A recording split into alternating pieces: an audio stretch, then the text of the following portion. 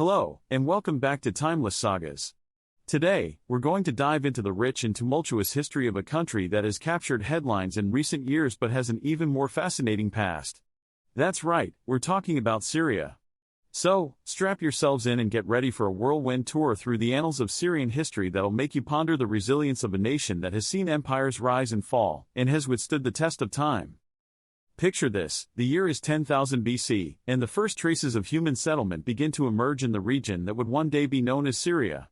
As the cradle of civilization, Syria's location between the Mediterranean Sea and the deserts of Arabia provided a fertile ground for the development of agriculture, trade, and cultural exchange. It's like they had front-row seats to the greatest show on earth, the birth of human society. Fast forward to 2500 BC, and we find the ancient city of Ebla. This thriving metropolis was home to one of the world's earliest known written languages, and its archives of clay tablets reveal a sophisticated and complex society. It's like the Silicon Valley of the ancient world, where the scribes were the techies, and clay tablets were the iPads. Now, let's jump ahead to the 15th century BC, when Syria found itself at the crossroads of two powerful empires, the Egyptians and the Hittites.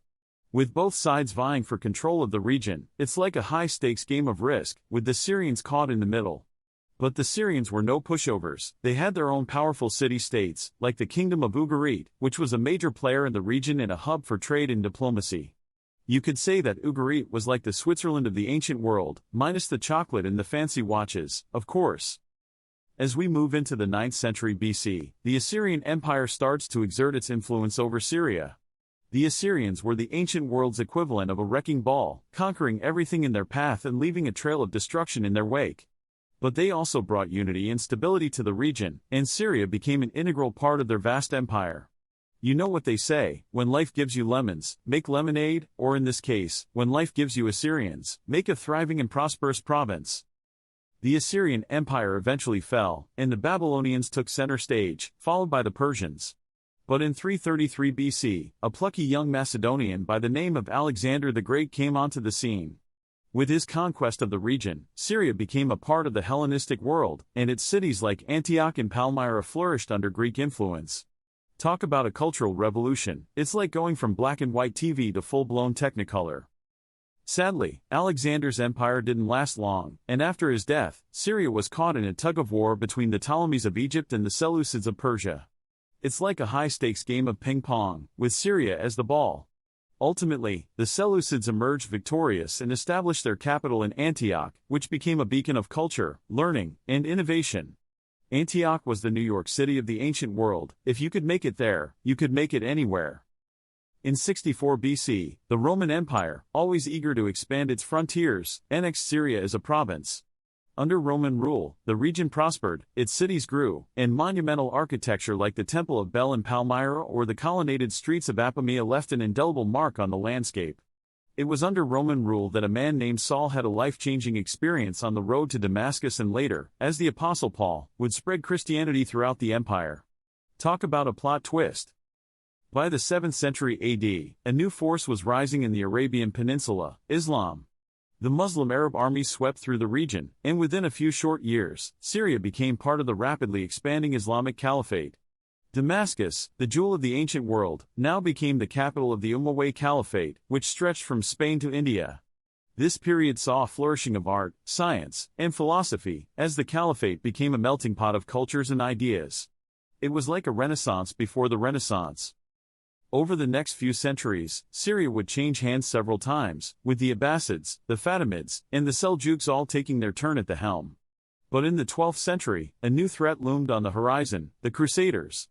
These Christian knights from Europe sought to reclaim the Holy Land, and their invasion of the region sparked a series of wars that would last for over a century.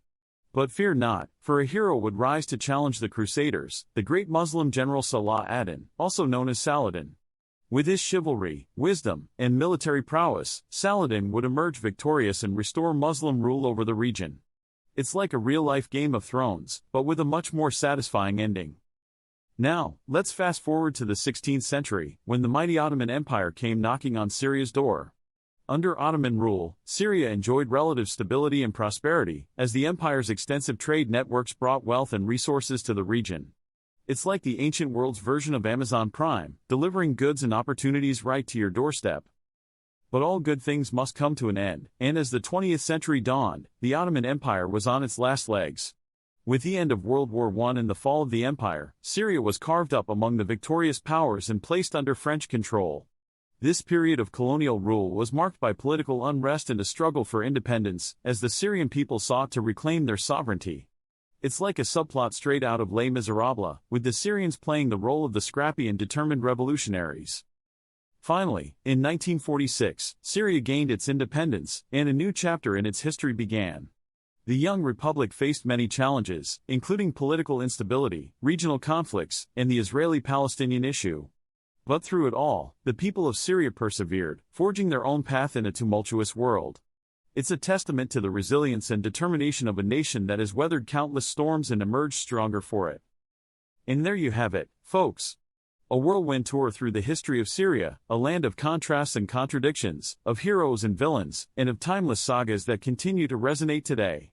If there's one thing we can learn from the story of Syria, it's that the human spirit is indomitable, and that even in the face of adversity, we can rise above and forge a brighter future. So, until next time, remember, history isn't just a thing of the past, it's a living, breathing tapestry that connects us all.